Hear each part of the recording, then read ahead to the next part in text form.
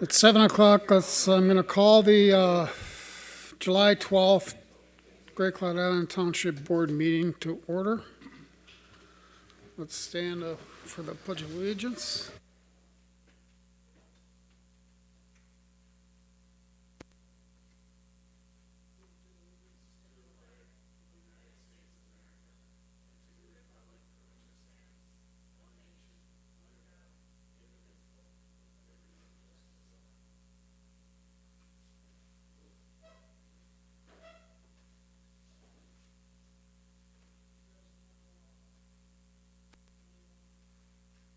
I'll make a motion to approve the meeting minutes from June.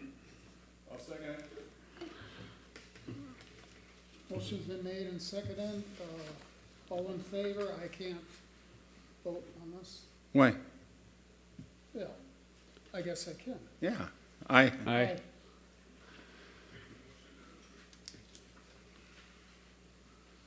Treasurer's report. All right. So for the monthly financial statement for June, you can, about page 3 in your packets, I think it looks like. So we started with a beginning balance of $103,013.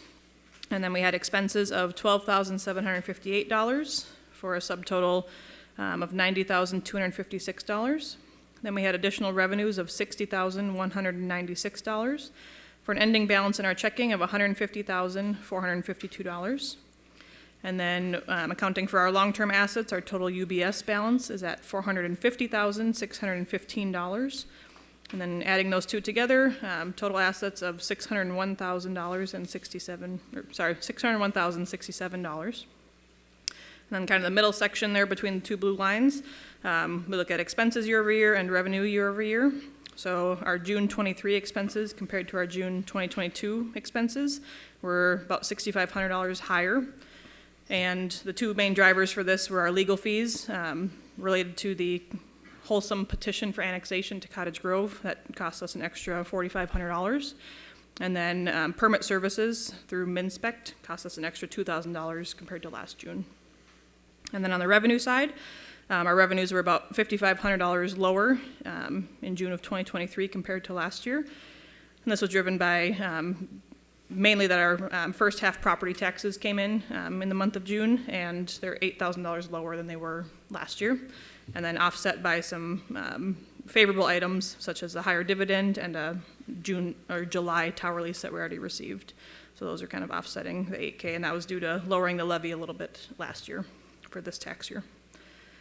And then going down to the bottom, so year to date we have spent $83,523 compared to our full year budget of $187,000, leaving for the remainder of the year $103,493. And then right below that, our collected revenues so far are $126,854, and compared to our full year budget of $187,016, meaning we still have hopefully at least $60,000 or more to collect for the year. Any questions for me? No, but thank you. Mm-hmm. I'll make a motion to approve the treasurer's report. I'll second that. All in favor, say aye. Aye. Aye. Want to do the bills? I'll make a motion to pay bills 115 through 135 for $36,951.66. And just one call up before you guys approve that. There's about halfway down, there's one large item for Bulow excavating. We did address this last meeting, but just wanted to call it out. This is for our snow removal that we owed all the way back to last fall. We hadn't paid for the entire snow season. So it's larger than we're used to seeing in one payment. But Pam cross-referenced with the salt dates and everything. So we feel the money's owed, just the timing is a little bit different this year. I'll second that to pay the bills. Any questions on any of these? Just one question on item 128, just by doing the math. Is it mowing for the cemetery about $700 a month? It's $200 pop. A pop, so however many It times. doesn't go by month, it doesn't, it goes by a pop. Got it, but if it was 2 months and it's $1,500 minus $100 for the pre-cleanup, would be about $700 a month. Yep. And it might be, was April already paid for? Did he give us another bill? I don't remember seeing a bill yet this year. There wasn't anything in April. There's a lot of snow on the ground. Oh, okay, all right, okay. Do we really have a way to monitor for like how much it needs mowing? Because I haven't cut my grass nowhere near that much, but maybe other people have. So I walk there every day, and whoever is doing this work is doing it very well for what it's worth. And then second is that just about every time they think it has to be mowed, then he's there the next day, and I never communicated on it, so he's very timely, looks like a professional. I just wanted to Okay. get a read on what the cost would be. Yeah, So I don't think we've had to call him. It's a good area to keep in a respectful way, and he does really a fantastic job. oh, good to hear. What I can tell. Yes, that is good to hear. Just FYI, what we used to do is, they had a mow every couple weeks, whether it needed it or not. Well, that wasn't working, because if you waited 2 weeks, you know how thick the grass is at that cemetery. If you had a lot of rain and a lot of this, the grass is this long. Well, now it took them twice as long to mow it.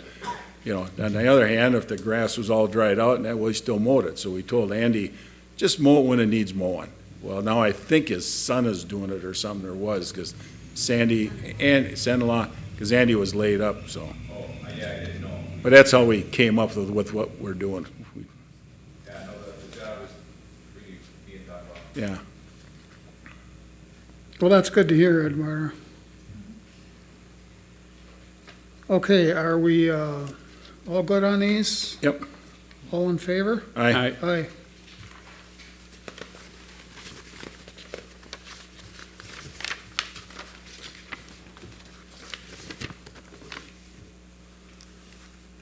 Reports of committees, meetings, and events. Planning Commission report? Yeah, I'll just chime in, it'll be brief. We've had good afternoon, we had a meeting on Monday, didn't have any actionable agenda items. We had 2 discussion items. One is an initial conversation about what are we gonna do, I'm gonna say, responsible reclamation plan, what options do we have. We're still finishing up the minutes and trying to draft the document for you to review in order to come up with a plan on what has been approved by the county, what's really on the record now, and I know that they followed up with that. And then what leverage do we have? We're not the authority that approves a reclamation plan, it's actually the county.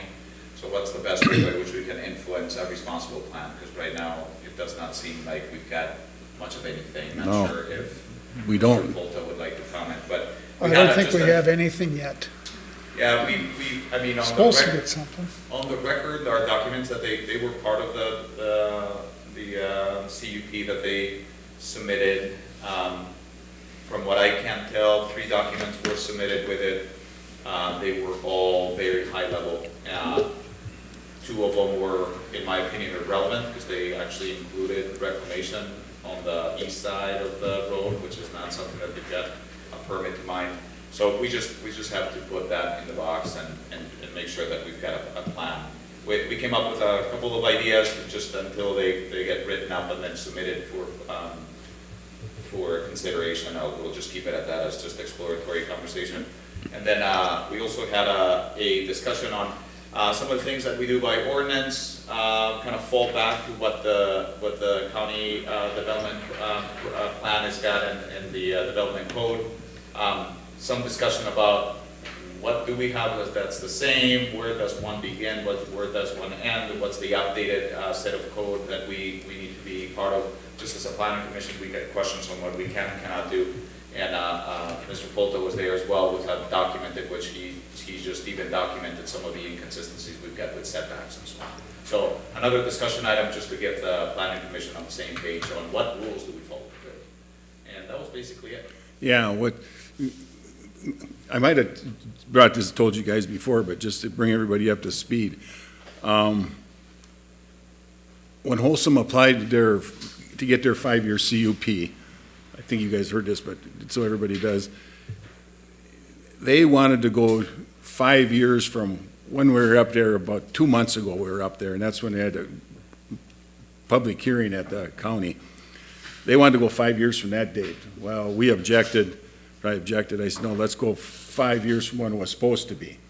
Well, long story short, that's what Washington County Planning Advisory Committee went along with too. And along with that, Holcim showed a concept reclamation plan, the one we've seen, that was just for this side of the road. They originally turned in 3 that included the other side of the road. And I told the county guy, I said, get that off there. I said, we ain't talking about the east side of the road. The CUP is only for this side of the road. You don't want to put anything in there. They made them take it out. Okay? And the board told them, no, you come back in 2 years for your next 5-year thing. And they were pretty adamant. You come back with a decent reclamation plan for this hole back here. Okay, well, then here's where it gets murky. The planner up there is Dan Elder. He said, well, that planning's that's up to you guys. That's up to the township. You guys got to figure out what you're going to do. And, it wasn't the place to argue with them or discuss them. Okay, all right, okay. All right, well, then Tom Schmidt was here last meeting, and he came up at the end of the meeting or during the meeting, he said, yeah, you guys should get a group together or whatever you want to do to come up with a reclamation plan for down here. Well, we have nothing in our ordinance for reclamation plan. It's all in the county's mining ordinance. If you get a chance, read that. And that's pretty detailed. So, somehow we got to find a way to drag. Let me back up a little bit. They're showing it being, right now, a concept of the thing is a big park. Well, they're not saying who owns it, who's going to buy it, is somebody going to give it to them? Nothing. There's no detail to it at all. So what this really needs is us involved, DNR involved, county parks, county planning, a whole bunch of people to try and come up with what do you want to do with that. Probably the MINRA people too. So anyway, so it's just sitting there right now, and we got to kind of figure out what we plan on doing. So anyway, that's where that's sitting. It's kind of, basically Holcim pawned it off on us, the county pawned it off on us, but we have no authority. And I kind of get the feeling both of them pawned it off on us, because that way if we come up with something and they do it, we can't complain. A good way to do it. You tell me what you want me to do, that way you can't complain about it. Well, it's really up to the landowner to provide a reclamation plan, not the community. Basically, they should be supplying it, we would approve or disapprove it. Or not basically us, because we have no authority in our ordinances on it, so it should be the county. But anyway, that's where that's at. And not to get into the weeds, but to complicate things further, what the county put on the CUP permit is not to our advantage. It's a release of reclamation, just for what it's worth. So we got work to do. We'll put it in writing. That way you can review it. And as Supervisor Polta said, we're not the authority that approves a reclamation plan. That is the county for the ordinances that they have. The process is that in the CUP application, the mining company or the entity has to provide a reclamation plan. I don't think a couple of drawings constitute a reclamation plan. It has to be more comprehensive than that. Yep. And we need to leverage both the relationship with the county and our mining permit in order to get to a responsible plan that can be discussed, vetted, incorporated with our input, and eventually approved. So that would be the end of the report. Okay. Thank you. Thanks, Eduardo. And thank the Planning Commission for your tireless efforts. The only other thing I got under that, it could be anywhere, about a half an hour ago, Tom Schmidt called me, and he kind of laughed. He says, I'm up north with a family on vacation, so I won't be able to make it to your meeting. I think you can do it without me, though, and he laughed. And he said, it's in my inbox, my mailbox. He said, agreement to extend our lease. So he said, I just wanted to tell you that. And I said, well, how long is it for? And he said, well, I think 2 or 3 years. So evidently, I asked him, is there any other changes? And he said, I don't think nothing major. So he'll be bringing that to us probably next month. Just for your information, they intend to extend our stay here a little longer. Well, a little longer would be one thing, but we're gonna make the voting time? We'll talk about that when we get to voting. Yeah, okay. All right, so, thanks for the planning commission report, really appreciate it. Next town board meeting is Wednesday, August 9th at 7 PM. The next planning commission meeting is Monday, August 7 at 6:30 PM. And we go on to unfinished business, starts with polling options.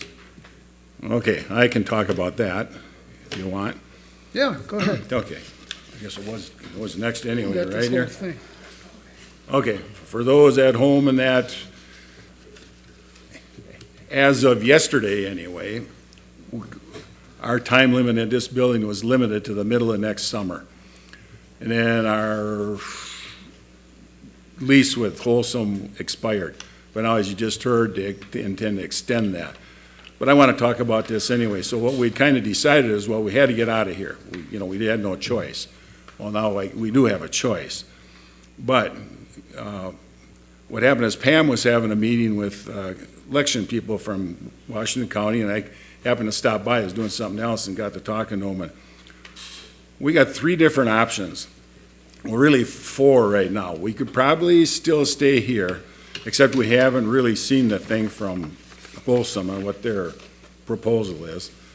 So I would suggest, personally myself, I'd like to get the voting out of here. And one of our things would be, we have 3 different options. One is we could move our polling place to one of the elementary schools. That would go wherever the county sends us, and I think right now it's Pine Hill. And we do that, we could keep our same election judges and that, and all them, we'd have all them costs and all that stuff. Just like we had the cost before, we'd have to provide our own election judges. And I know all 3 clerks in the past have told me running an election is a pain in the butt. They have trouble finding election workers, they have to get the food, they have to deal with the polling equipment, they gotta test it, they gotta go for training and stuff like that. Second option would be, same thing, move to elementary school, but just let the county do everything. They would handle the whole thing. We just have to go there and vote. And their estimate for that is $5,137. And I asked Pam earlier, and she didn't really know what our costs were when we did our own elections. But, it ain't free. Okay. Option 3, we could become a mail-in ballot jurisdiction. Under this, the county would mail out every registered voter of a ballot, and that cost us, he's got in here $1,000 to $1,400. Okay, the biggest difference in that would be, if we figure we weren't going to stay here, is the biggest difference is on election day, you would not be able to go where everybody else is voting and vote. I mean, if you truly want to vote on whatever day that is, you couldn't go there. You'd have to go up to the Washington County Service Center out on County Road 19. But you can mail your ballot in early, you can go up to County Road 19, I don't know how many weeks early. I did that, we went up there 3 weeks early. So that would be the biggest differences on that. Like I say, he's got in here $1,000 to $1,400. So we could probably save about $4,000 or $5,000 a year if we did that. So that's our 3 options. My preference, I don't know about the other 2, I like the mail-in voting thing. We don't have to goof around with elections. We don't have to have our people do it. We save $4,000 a year. I don't know how many, but there are people that feel I want to vote on election day. Well, you can go vote the day before election day too. And you can go vote on election day. You just have to go up to that Washington County Service Center to do it. Anybody got any, and there's, I think, papers laying back there. I think Pam said that explained this, so. Any questions? Yeah. My opinion is to stay put, stay here. We're not going anywhere. He's going to get us a thing, and I like to have as much control of our small voice as we have without other things in place. So I'd rather not do mail-in balloting, and I'd rather just stay here and give people the same options we've had. It's also a lot more convenient for everybody to have it at town hall. It sounds like the town hall needs to be better. Yeah, the way Tom talked, it will be. I mean, we don't have that in writing yet, but I'm assuming we will coming up. I say, my preference is to mail the thing in, because we can save about $4,000 a year, and it saves a lot of work for the clerk, and we don't have to goof around. We could also hand count our ballots too if we wanted and get rid of the tabulators. That would save us $4,000 Well, a we year can't. also. I don't think we No, can. they can tell you can't, but if you read state law, we can. So just because a county official tells you one thing, that doesn't mean that's state law. So we do have a right to push at that if we wanted to. But paying $4,000 for voting is perfectly fine to have tabulators. But I'm just one person, so, and I think we have a couple months to play with to make sure Tom brings something in writing. What do you know about the voting, Pam? How much screwing around is it? She's the one all the work is on, not us three. I don't know much because I haven't done one. I was at the back end of the last election, the one where, it just had the clerk on there and Paul. They said, And just with that alone, it's ridiculous, but. well, I know we sent we sent an email about the tabulators to just go to hand counting because we have such few residents in the township. And the county came back and said that they don't trust basically they don't trust the residents to count it, and it gets it whatever, quicker to do whatever. But if we can't hand count 120 or 400 ballots, I think it's 273 Yeah. registered voters as of last year. but to me, I'd rather just keep it how it is and stay here. But I think for right now, I think we have a month or two to see if Tom brings something in writing too. Yeah, and just from a cost perspective, I don't have the full history, but 2022, we paid roughly $2,300 for what I can see for that election. So I don't know what the $4,000 that we're throwing around is either, if that's Is that the election equipment and the judges and all that? that was like mileage reimbursement, like everything was, that we paid related to elections in 2022 was $2,300. So I don't know if the Is machines that- are under yeah. something else, but I I'm know not- they charge us to Yeah. maintenance or just to store the tabulators. That's why we emailed prior. Yeah, so I don't know if that's somewhere else or in a prior year that we paid for that, but that's just what I'm seeing in 2022 as a reference. I'm a paper trail kind of guy. Yeah, The question, you probably already have the answer, but if they did a mail the ballots out to all the registered voters, yep. how would that work if somebody moved in that wasn't a prior registered voter and they wanted to come to pull an election day and vote? Can they still do that? Yeah, anybody, no, on election day, any resident would have to go to County Road 19 out there. Service center. Yeah, they can go to the service center, yeah. They're not gonna be stopped. Oh, no. No, you just wouldn't, right now, they're showing, if we moved our polling place, right now, they're showing Pine Hill Elementary up there in Hadley. And on election day, you wouldn't be able to go to Pine Hill. You'd have to go to the service center on 19. You can't go there and vote if that's where the polling place is? Yeah, that's what he said, yeah. So. What do you think there, Paul? Well, I think if we're going to Pine Hill, we would be doing that, We'd be what? going to Pine Hill. Well, if we moved out of here, if we moved out of here, and even whether we had our own election people do it, or we had the county do it, you'd vote at Pine Hill then. Yeah. The only way you'd end up having to go to the service center is with the mailed-out ballots, As with what? if they mailed out the ballots. Oh, Option 3. Is there a reason to change though for not leaving? I mean, we always play this, Well, yeah. we're getting kicked out, we never do. Well, the And if we reasons get a I- contract, then why change? The reason I see for doing is, every clerk we had, Mullen told me, Elizabeth Bell told me, and Cheryl told me, they hated doing elections. They said, especially Cheryl, she said it's a pain in the butt, trying to find people, getting meals, getting stuff organized. Part of the election stuff, there's something they have to keep in their house that's heavier than heck, she said. All the clerks hated it. None of them liked it that have had to do it so far. And so that's reason one. And reason two is if we can save, if it's $2,000, $3,000 or whatever, why not do it? Granted, it's only $2,000 or $3,000, but, you know, it makes life simpler for the clerk, and I don't think there's anybody in this township that's gonna have a number of people already vote absentee already, they vote early, and to have to, I mean, you got several weeks so you can mail the ballot in, or if you really want to vote on election day, get in your car and drive up to the district service center. And you can vote early up there. You don't have to wait till election day. You can go vote, I don't know how many weeks early it is, but it's several weeks early you can go vote too. So that's why I like it. Simplifies it for the clerk, saves us a little bit of money. And it don't matter what we do to this place. Well, maybe that's something we should. And it's not real nice. And let's face it, you got mostly women working in here on November 5th. And our sanitary facilities out back are not really that wonderful. I haven't minded, I actually don't, I enjoyed being here. I've done it the last 2 years, I Okay. volunteered, I don't get paid. Okay. And No, you I get, honestly like it here.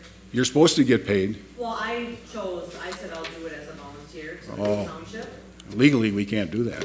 No, you can. Oh, can we? Some Okay. people get paid, some don't. Okay. I chose not to. All right. I think it is a lot of work for the clerk. The rest of us, they have plenty of volunteers. Okay. The same group has done it and we enjoy Okay. working together. But yeah, it is a lot of work. The clerk is here like 6 a.m. up until. And they got training before that? Yeah, a couple nights of Yeah. training. So definitely it would be on her. Yeah. Is that discussion stuff we could add onto the annual meeting just to feel out community people, or not really? Well, It's their voice. the county, when's the county got an O-by? I don't remember what he told us. It's coming up here pretty soon, though, they want. Yeah, we're gonna have I would guess we'll have a contract within that, I mean, Tom's told us that twice now. We have to know, by the end of December, we have to have it nailed down and put in the paper where, or what we're gonna do if it's changed. Okay. Okay, if it's gonna be different from Friday. But I don't think nothing's gonna change between now and then. Our options are gonna be the same. It's just, like I say, you asked why I wanted it. Save a little bit of money, make it easier on the clerk. And I don't think the residents will be overly, what do you want to call it, put out. I got to believe most of them probably go to Cub at least once every 2 weeks in the few weeks preceding, and it ain't that far from Cub to that district service center if you really want to vote, and if you're really concerned about voting, throw your mail-in ballot in the box. So the decision's up to you, Paul. Dan What do you mean, Dan wants to stay where we are. Well, let's just wait and see what I like happens. option 3. Just wait and see what happens. Well, There's I no need to don't make want, I change. really am against, option 3. Oh, Let's just see what Tom does. We got till December. That means we can get serious in September, October, and I would well, assume we'll have a pretty much contract sure by then. Tom's gonna let it stay here. I mean, that's, So then let's use that as, probably not getting kicked out of here, and let's just leave it Right. alone. well, then we do nothing. We just keep our voting here and give Pam a lot of work to do. That's why. She loves it. Yeah. How many people vote?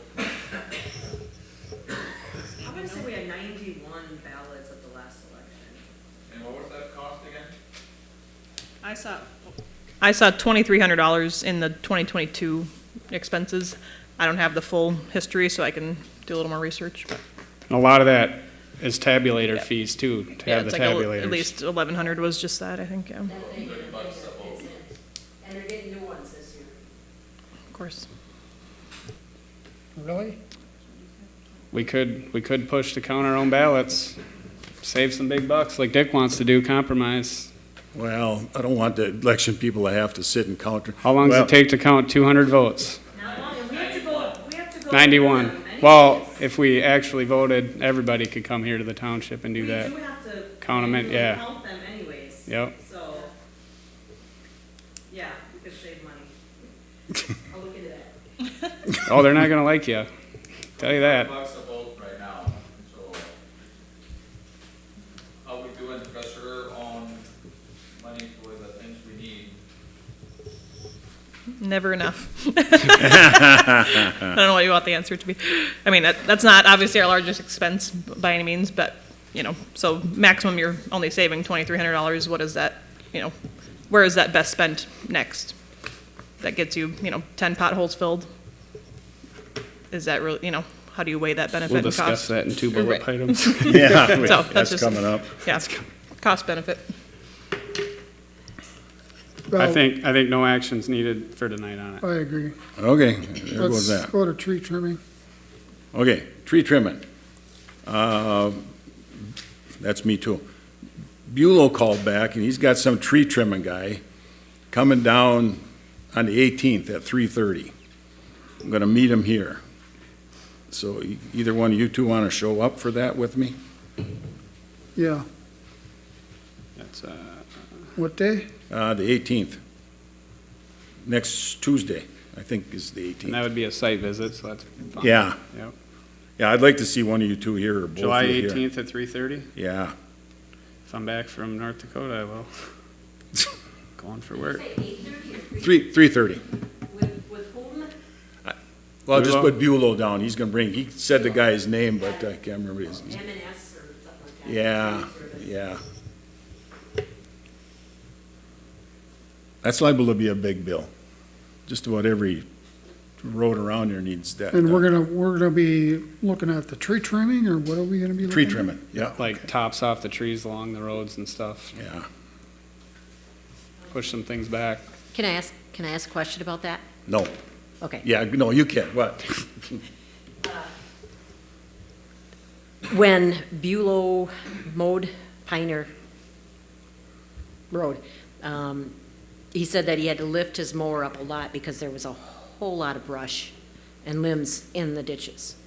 And so he said he's sorry, but it looks like crap, but he can't get out and move every limb and Yeah. every brush pile that's Yeah, sitting we- there. So my question is, are you guys gonna work on having that taken care of as well when you have the trees trimmed? More, it wasn't just Pioneer, wasn't that Island Drive too over there?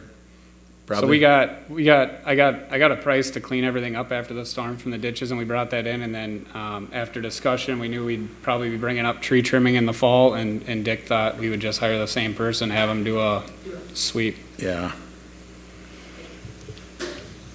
Pam, for what it's worth, I know, I appreciate you reporting that when I asked about that job. So once again, I walk it every morning, so there is some truth to some limbs here and there, but there's a lot of areas that have no brush at all, that they just don't look right. Last year, what I did is took my mower and actually redid all of it, just because it looked so bad. So you may, I mean, I know it's not your role, but it may be a good idea to check it out, because there's entire areas that there's absolutely no brush that is just not well done. Either that cutter is faulty or not very good, or is missing a blade, or whatever the heck. We could buy Eduardo a weed whip, and when he walks by every day, he could just take another pass, once a day. You would consider that? Top of the line. Oh, last year I did not. Last year I did the entire thing, because I was just so tired of, it just was so poor. we'll ask him about that, 'cause he's gonna be there next Tuesday too, him and the tree guy. Maybe we can point some things out. Just do a quick Point out, run. yeah. Yeah, there's no brush, and there's no trees around here, and it looks like, I know those flail mowers, they're like, or, those mowers are like $4 to $5 grand on those tractors or whatever, I don't know, I'm assuming that's how he cuts it, so he's probably careful, yeah. It'd be a good time, if you let it go this high, Yeah. and it's about 6 feet wide, yeah, one pass is not gonna do it. no, yep. It's just, I mean, you can have to lift from time to time, but one pass is just not gonna do it, and that's the type of job we got. We'll make sure on the 18th. What about Great. the trail? Yeah, we got one person over there that's growing pumpkins, that the brush is high in front of their house, next to the road. I saw that. It's creeping onto the road now. I know it. You think the homeowner would take care of that? Okay. No, but the other, things all apart. No wonder why that's not done. No, the south side of the road is ours. Yeah. The north side ain't. Yeah, okay, all right. That's not done. Yeah, It's just one resident over there. Okay, Yeah, no, okay, So the tree trimming, we're gonna be Yeah. taking care of next the 18th. yeah. Okay, what do you wanna talk about roads? Okay, roads. Okay. I think we should seal coat Geneva this year. And I sent you guys Yep. that quote. I don't know what you think about what I did. Who I was did. it? I got a couple things to add on to that. Is one of the things they got in there, it says suggest, where is it? Consider a cap seal or fog seal. Called him today. I said, what's that? He said, that's throwing, it's like they put the rocks down, sweep the rocks off, and then they put a layer of something over to hold the rocks in place. He said, you probably don't need that, in case you're wondering what that was. And then the sweeping, he don't have it on there, but when I talked to him originally to get a price, I said, when you come back to sweep it, don't pick it up, just sweep it in the ditch. We can use it for shoulder material down there, and he said that did save us some money. Okay, and then I called that Farner, that's the people we had last year and did the crack sealing. They never called me back. I called Bituminous Roadways, and they said no, and they said to call Allied. Okay, so I called, this is what this is Allied. Now, that's the only price I got, but there just ain't people standing in line to want to come down here and do one road. So I don't know what you guys think of that. I'm no blacktop expert, but you see these Allied people all over the 7-county area in the summer doing seal coating, so I'm assuming they must be a fairly reputable outfit. I'm hoping. I don't know if you want to go with this or not. I don't think we want to hire somebody to write us a spec on doing seal coating on Geneva. I'm just hoping, when I called the guy, he was straightforward. When I called him last week, and I get this by next week, boom, he had it out. I got it yesterday. Can I see it? I called him back this morning, and he answered right away. Kind of seems like a reputable character. yeah, it'd kind of be nice to get one more estimate, but Yeah, I don't know. What Yes. happened to that, what's her name? she's gone. Did Don't work for Melissa? them anymore. Yeah. Yeah. She don't work for him. When I called the place, they never called me back. I talked to some guy and he was gonna get back to me, and never even got back. They closed their office in Oakdale. They had I think it was just a sales office. I think their main place is out of Eau Claire. Who does Cottage Grove use for that? I haven't seen anybody this year. Last year, I seen Farner up there doing the crack sealing. I didn't see who did the actual seal coating. Did he give you a time frame of like when it would happen? Like, No. Could we wait a month and still get it done by winter? Or? We probably could. Hope you don't mind it, like, We have across the board. 15 days. Oh, what? On the map here, Yeah, this street road, yeah, the worst one for the pavement conditions, yeah. we approach them and say, hey, how about you guys redo this road? And while you're at it, oh, since you're in the neighborhood, let's do Geneva. This they bite on. Of course, it's gonna cost. Not necessarily, because like that Allied, that's pretty much their business is seal coating, not tearing out. None of them do like all. It's You insane. don't do the grind and, No, grind and read. you got like Pine Bend, you got Bituminous. They'll do like full overlays, but then when you want, and we did approve that spray patch too. That all got. Yeah, But yeah, Just a thought. we spend as much money as we want down there for Keith the other day, about $500. Oh, that was you guys? Well, we gave him the okay. Keith did it, Right. yeah. I'm just giving you shit. What was that about? Drainage? Oh. big sinkhole. Yeah, there was a sinkhole there next to the lake. It kind of undermined the road a little bit there. He was trimming branches, and he said he backed up and his skid steer fell in the hole. That's too bad. So, We're supposed to be getting bids for that, for your road and for Pioneer, the pavement part, for our meeting this year to hopefully be able to do something for next year. That's good to hear. That's what we're hoping. I don't know, you want to go with this, or you want to try and find somebody else, or? Well, I- it'd be nice to have one more, right? They just, East Blacktop did the 99th Street, and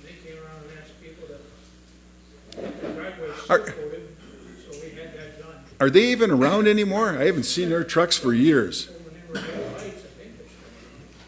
A lot of those just do like residential driveways, and then they don't touch the commercial, bigger stuff. That was But- bituminous roadways. When I called him, all we do is parking lots. Yeah. Parking lots and driveway. They wouldn't do the street. He's the one that told me to call Allied. I don't know, I'd almost be inclined to just go with this. I don't know how much difference it's gonna be on a Right. $27,000. I mean, what'd they charge us, 4,000 just to crack seal it, 4 or 5,000, Yeah. something like that? Well, they all bid against each other. It's they're a big company. And we're not gonna have a lot of competition on a 2/3 of a mile road, I don't think. If it was a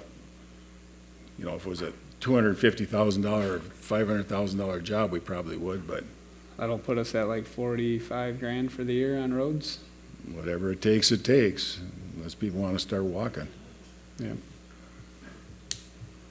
What do you think?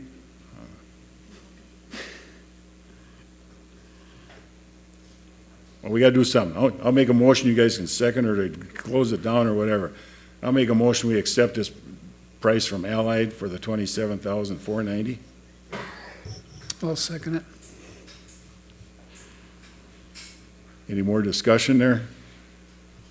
I just found one reference in the kind of road repair workbook that I know, Dick, you've seen.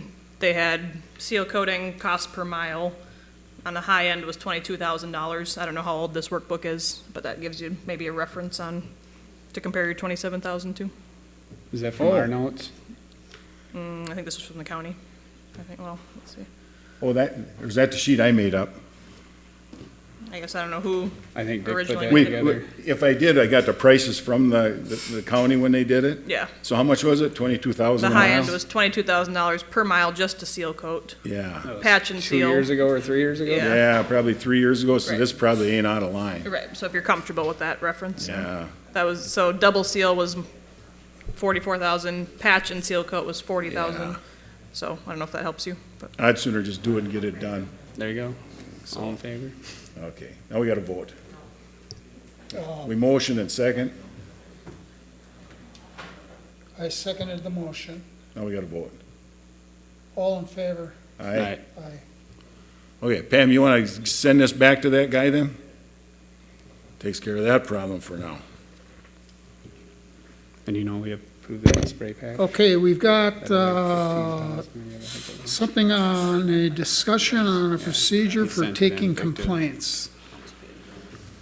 So that's something I was kind of thinking about. We've had you were gone last month, so we had some formal complaints come in, and I think just setting up a procedure for how we handle that. We really haven't had a whole lot of like formal complaint stuff. And I think the idea behind a complaint coming in is just giving that person that files a complaint like a fair shake at things, so we can observe, are they breaking the rules, are they not breaking the rules, or whatever. And I think, setting up a process, whether it be we write a anonymous letter, like have the clerk write for an anonymous complaint stating some of the things going on, and say, we had a complaint on your property, we're looking to give you 30 days, and then we're gonna maybe look at it one more time, and then we maybe would have to send like the building official out or something, and let them get a report from a building official for us to be able to, see are their ordinances being broken or not, or kind of an assessment of the property, so we can make a judgment on how to handle it.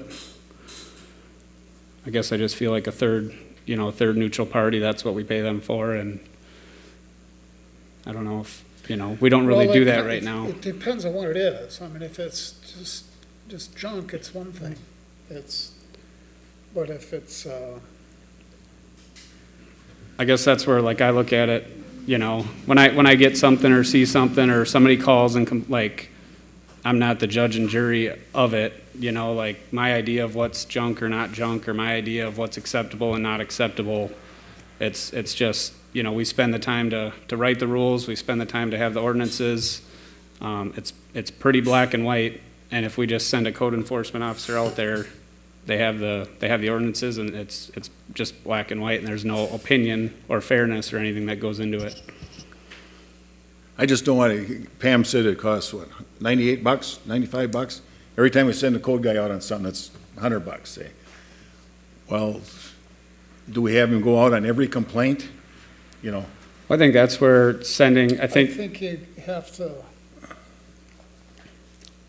99% of the people go- that live in the go look at it. township, yeah, I mean, we would have to decide if it's like a reasonable complaint, but I think just a written notice from the township, I mean, a lot of people might just have something sitting in their yard that's been there and and that costs us, Getting- nothing. cost us nothing, and I think 99% of people are gonna, oh, okay, I'll just tidy that up real quick, or do something, and I think it's just kind of a, hey, I know it's been whatever, but this is, certain things, and then that leads to if there's worse things, or we discover more, having the building Yeah, official give us an assessment on it.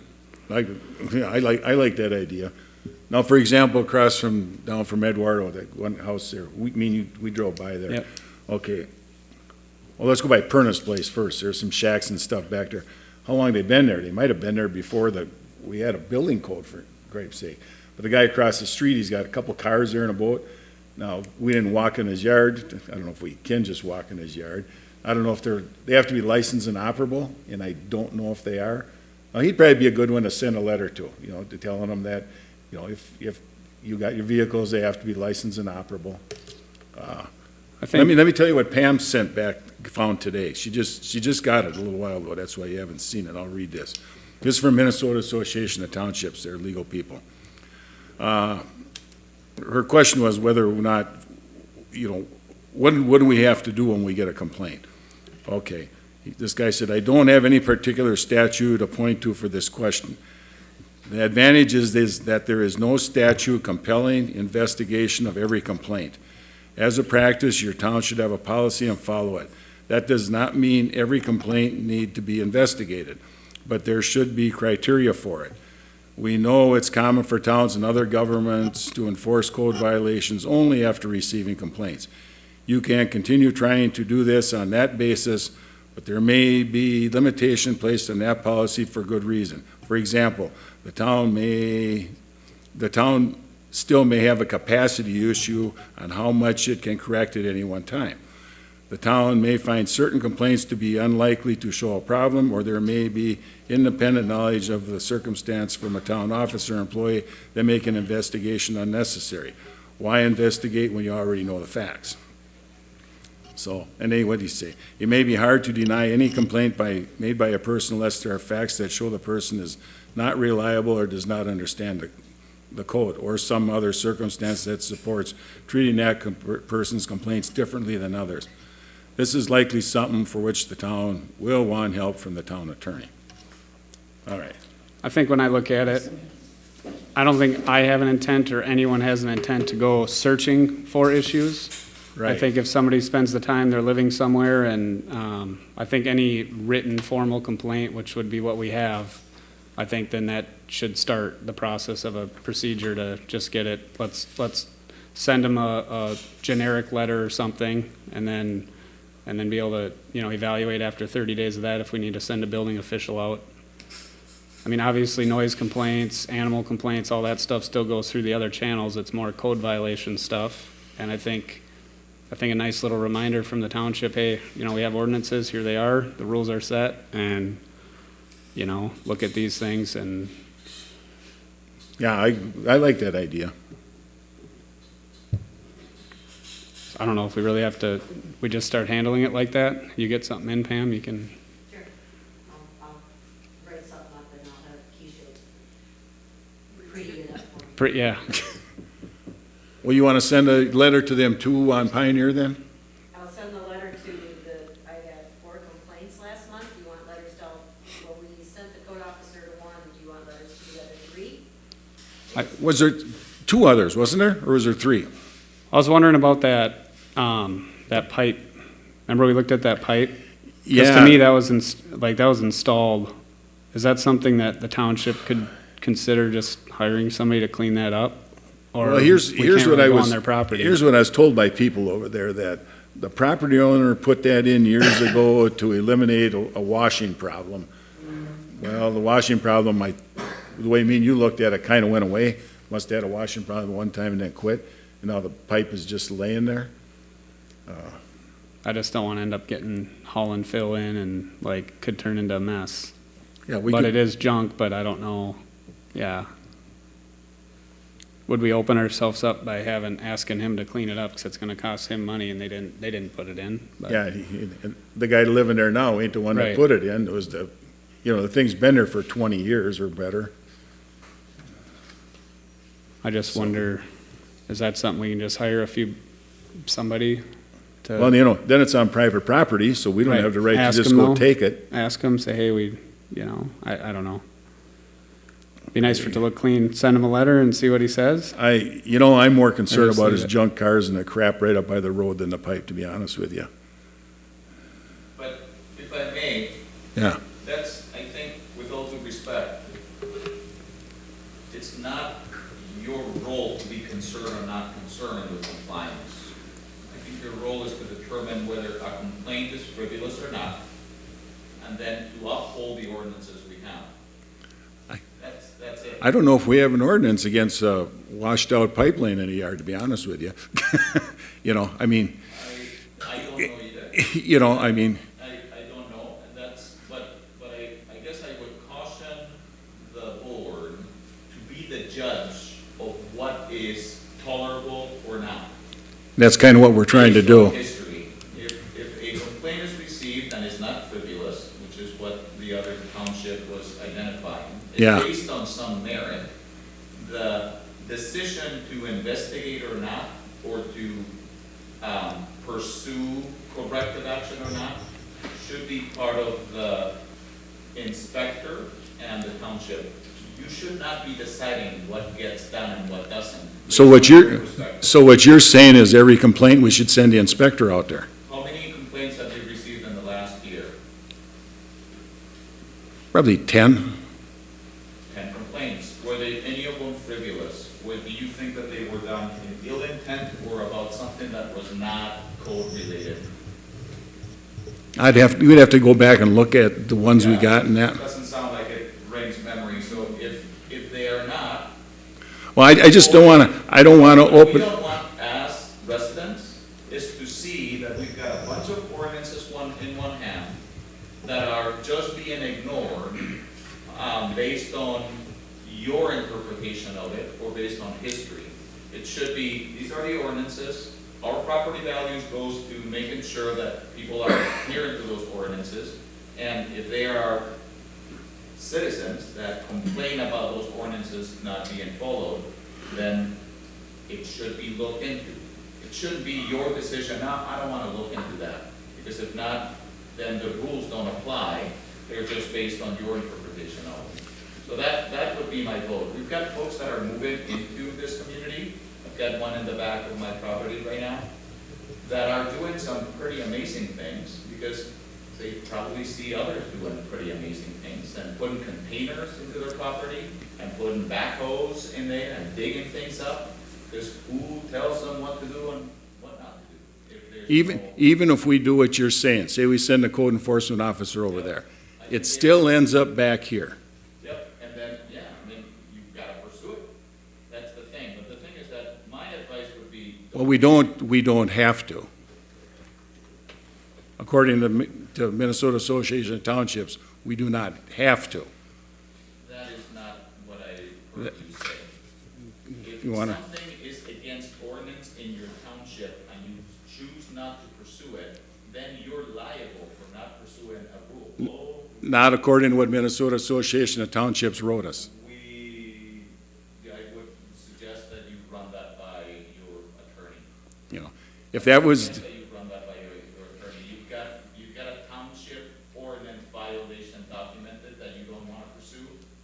I would suggest that you run that by your attorney as being liable for not wanting to pursue your own rules.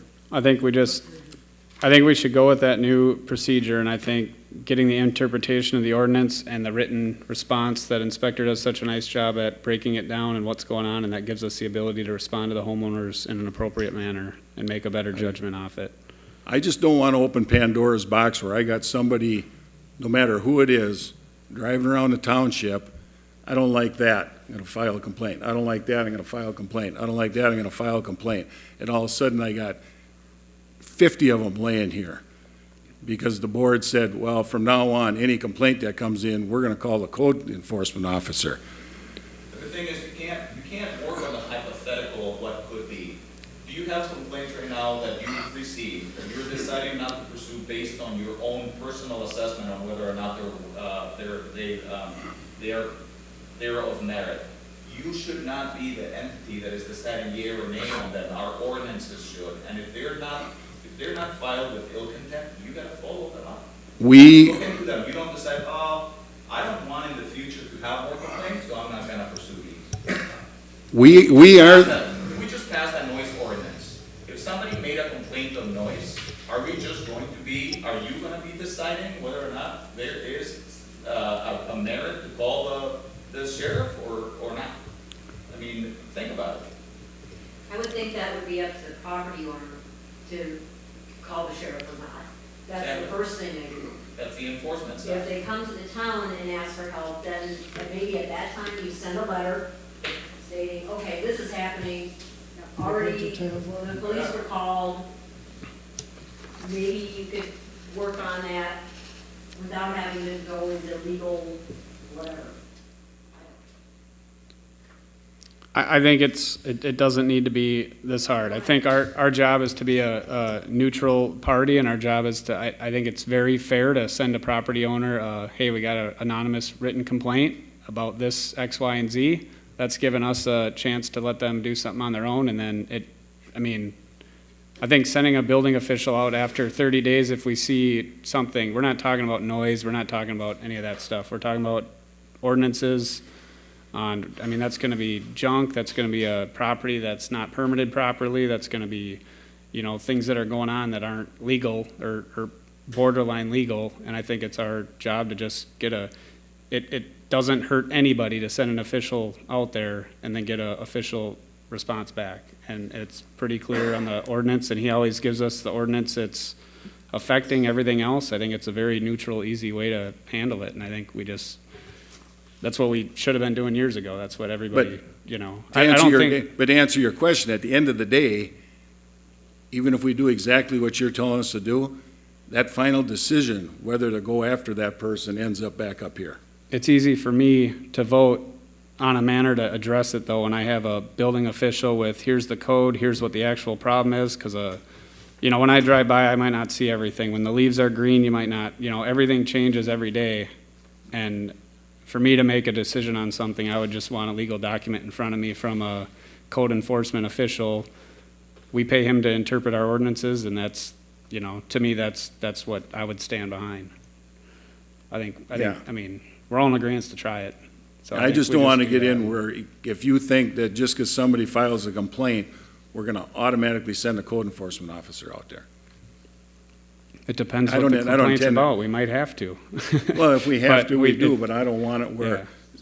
somebody drives by a house and says, I don't like that hunk of plywood leaning against the front and that little wood pile out there, and we're expected to send a code enforcement officer out there.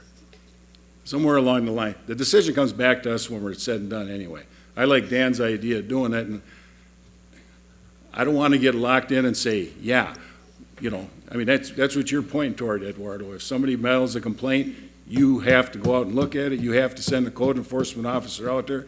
It's an absolute violation of the thing, you got to do something about it, because we don't. Do you know what I meant by the definition of frivolous?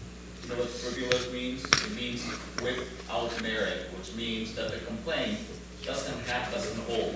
But if the complaint holds on just first blush, if you go to the property and you go, oh, the complaint is that there's a non-permanent structure in the property. Yeah, that is against our ordinance.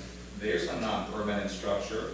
If you decide to then not act, that doesn't make sense. Well, that's a little different than what you were talking before. Before you were talking if there's a complaint filed, you wanted us to send a code enforcement officer I out. said non-frivolous, which means that it's of merit. I don't remember the non-frivolous part. Oh. Well, You just send a letter first, and then answer. Yeah. Might address it. Yeah, I don't want us getting backed into a corner, that. I don't think, there's situations that can come up that somebody might have an existing structure that was there. it might be illegal, but we're gonna get it back, and that's where we would have a planning commission, we would have us to be able to look at it and go, all right, are we gonna grandfather this? Is it a problem? Are we gonna address it? We'd have an option, once we have more information on it, to make a judgment with knowledge behind it. Educated decision. Yeah, I'll read you what, now this is an attorney that sent us this. This ain't some yakko in some office somewhere, don't know what he's doing. The advantage is that there is no statute compelling investigation of every complaint. I like Dan's idea of doing it. I go along with that.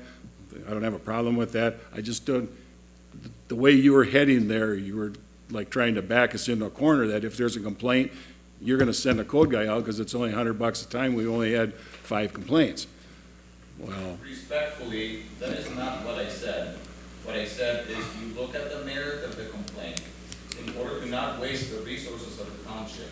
And if there's merit, if it says there's junk on that yard, there's unlicensed vehicles, there's non-permanent structures, and you go, yeah, I can see all that, then I think that a letter is perfect.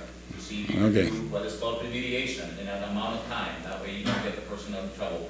Most of the people that, unfortunately, if you see that letter, may not know what they're in violation of.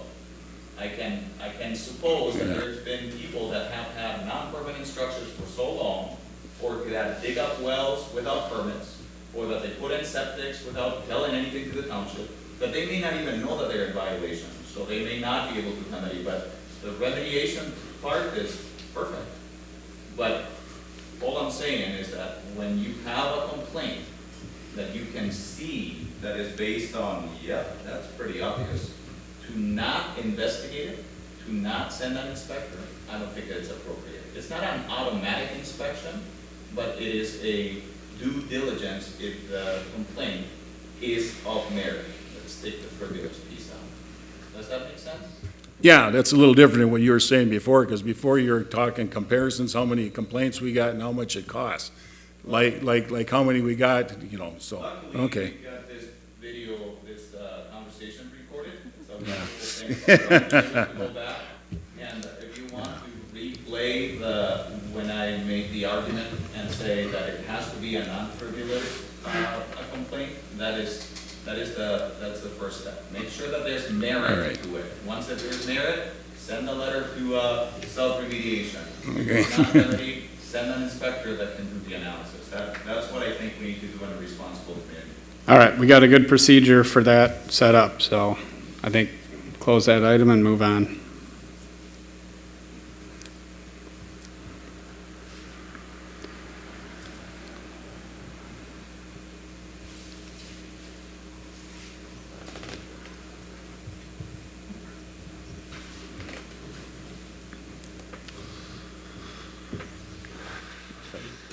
I think we got a pretty good handle on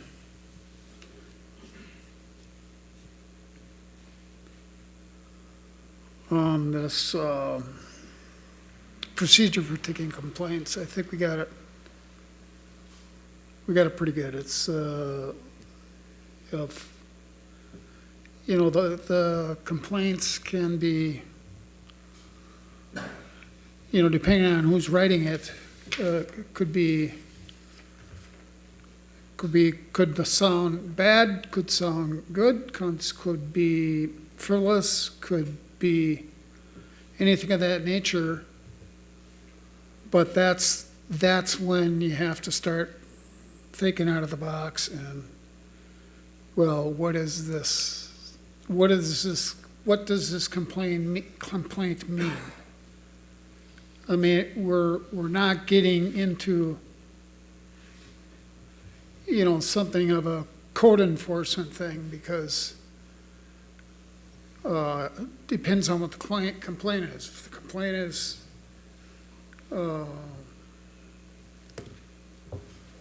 frivolous, we don't want that. We don't even want to, well, we really don't want to act on that. Well, I got comment about, I actually asked your MDOT inspector to come out, and anyway, when he did come out, he didn't meet with me, and I got a letter that I was building a roadway, and I wasn't, and it claimed I was in violation of building a roadway and should stop all work. And what actually happened was, I got a two-wheel drive truck and I got a dump trailer, so when I backed in and it's mud, I can't pull out. So I put in gravel, I can pull out a couple dump loads of stuff. And that wasn't going fast enough for my family, so I put in for Janice, another gravel area where even those big roll-off trucks get stuck in the mud. So that had to have gravel so they could back in and put the dumpsters down. And that's what was going on. But I was considered in the letter was I was in violation of building a roadway that I didn't build. And you guys didn't know anything about the letter, but he had written the letter. I think we talked Really? about that a couple months ago. Yeah, we did. Yep, I yeah, didn't explain it all. no, yep. All right, other, moving on. Yeah, let's move on. Anyone got anything else? No, New business? that was hard on my brain. So we've got this Holcim reclamation plan. Is that something we're just gonna table for now? Yeah, planning commission's working on that. Okay. Well, we gotta get a hold of the powers to be, the county and everybody else, and see what direction we can go. Can you make suggestions to them in their cross-section that they have maybe something that's not a vertical cliff rather than We, something straight up and down? you know, here's what's kind of crummy. I did, it's been a long while now since, but I read the county's mining permit and under reclamation, and they know this. They have to, what do you call it? If they have something that's erodible, they have to plant or make the slope so it don't erode. But they consider a vertical limestone wall non-erodable, so they can just leave the limestone vertical walls according to the county's reclamation plan. Yeah, like it or not, that's the way, and they know that. They even, that concept reclamation plan they send out, they got that quoted right in there. And one of their documents they send out was, well, that's all fine and dandy, the vertical cliffs that are there. So, My Big bolts. my interpretation of all this stuff is kind of towards the line that it's our job as a community to how we want to future zone it or what our future use is, and then it'd be up for aggregate to provide something that would meet inside of that use. yeah, I've had, another guy told me that he said, you know, he said, don't tell them what to do, just tell them what you want. Yeah. But, we're kind of the tail on the dog on this thing, to be honest with you. Oh, absolutely. About, the only thing we do have control over is the use. And it's zoned R1, so the current use right now is either houses or parks in that are a permitted use in there too. There's a couple other things too, but that's, so.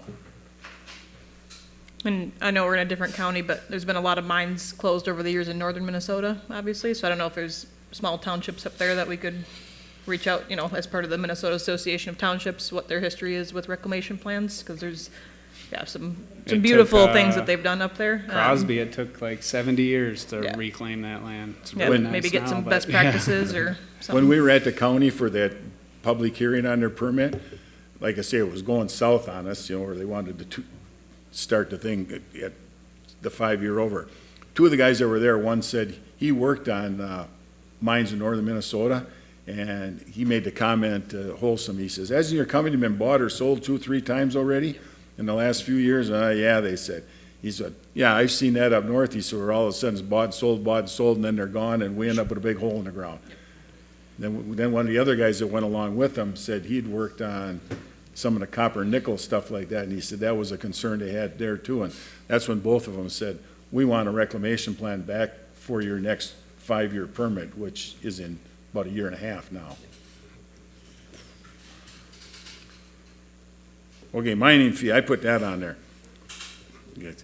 I wonder if there's a way we can raise their mining fee up to recoup some of the money they cost us each year. I would also, not to raise things on our residents, but maybe I think we need to look holistically at all of our fees, and I think maybe that's on the planning commission's docket already, to just look at what all of our fees are for whether it's Holcim and the mining company or, our dog permits or building code stuff, because we're definitely spending more than we're recouping, from even our own residents, so. Yeah. I'd also, with that, and I know, we get asked for them to drive after hours, drive on the weekends. I would like to have a fee for our community members. I'm not against them hauling after hours or hauling on the weekends, but we can't do that stuff for free anymore. The good neighbor thing, we've been thrown under the bus one time after another. And I don't know if there's a way we can set a rate and have it start January 1 or something like that, but We should do that with With on the their annual their permit? annual permit, if we want to do Yeah. that to them, on the, like the exceptions that we let them have. yeah. I think it's not fair to residents to have to listen to it and stuff, and we need extra revenue. It's a good way to make it up. They get paid extra for being open on the weekends, so. Yeah. Get our 10%. So we want to bring the for big fees guy. up at some other time with the rest of our fees? Well, we just went through our fees, like, January? Yeah, we did them in January. Maybe we should do them in November this year for the next year. Because what we did, I think we just brought them out and said, how do our fees look for this year? Well, we I think did our you- fees and they'd already paid theirs for the year, I think. Also, I kind of looked at other townships and, like Denmark, they charge $200 for their permit fees, their mining fee. We charged, I think they paid $75 for their, Holcim paid $75 for theirs. Not bad for a few $1 million in revenue. We want to put that. How much was like- your house fee? We want to put that like on a meeting for November, toward the end of the year, to go over that, instead of waiting until January. I think that's, You gotta do it before it's due. yeah, right, yeah. Yeah, you got to do it before the fees due. Yeah, that's my point, yeah. So October or November, bring it up in October, because we never do anything the first month, so.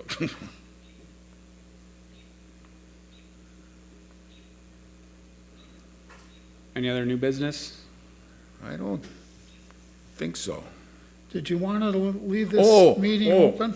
Yeah, we got to get with the pumpkin lady down there. You wanted to get together for our budget.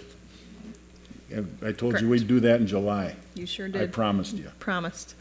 Yep, so 'Cause need to you- look at 'cause calendars you- to continue this meeting, keep it open, so that we can all discuss our proposed budget for 2024. That will be due in September, so we need to have discussions again before it's due. And our annual meeting is, to reconvene that is September. October, I think. Is it? Well, I Late, thought it was, mid-September, I think you, it was September, but I Yeah. thought we might change it. No, we already said it. We did? Oh, it was a September continuation. 19th. Yeah, That's when the annual meeting. Is that gonna work for That's when the annual, probably not. I'm due September 23rd, so Oh, my boy. life circumstances changed Yeah. since that meeting was scheduled. So that can still be held with the public, but we, as a board, need to decide what your budget proposal is before going into that meeting. So if we can do that in July or continue into August if it takes that long, that's what we all need to discuss in order to present to the public in Okay, September. we can do that, I'd sooner do it in July. yeah. Yeah, I In think- case want something to, screwed up, we got more time. Do we want to push to just one of the, first week of August or something, just to give a little extra time to try and get any seal coat numbers or anything? So it's before the meeting, or just, Nah, we already For sure. approved the seal coating thing anyway. It's just, we'd have to do the last week then, probably 25th, 26th, or 27th. So I'll be out of town for work. how about 25th? You available on you guys, how about 25th? How's that work for everybody?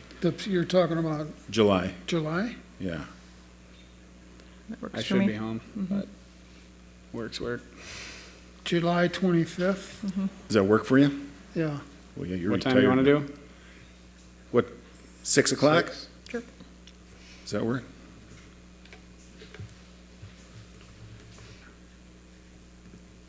The 25th at 6 o'clock.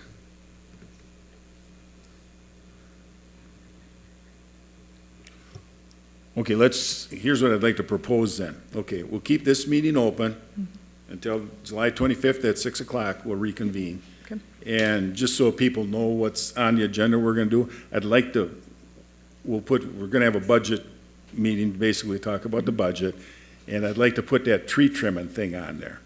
After we meet with this tree guy next week, by the 25th, we should have his cost, and then we could approve it then or not approve it. So just for the public, You're talking about on the 18th. no, on the 25th. No, Oh, the tree thing.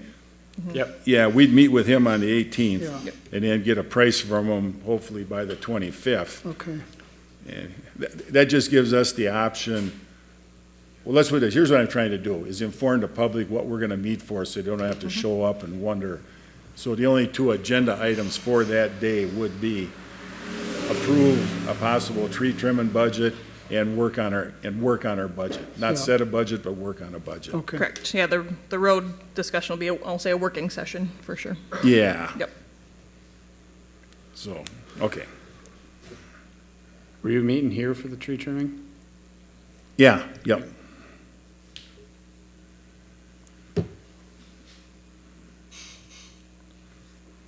Okay, that it? That all we got? Okay, let's, I'll make a motion to adjourn. No, we don't adjourn. no, Just kidding. Okay, well, we're done until the 25th at 6. okay.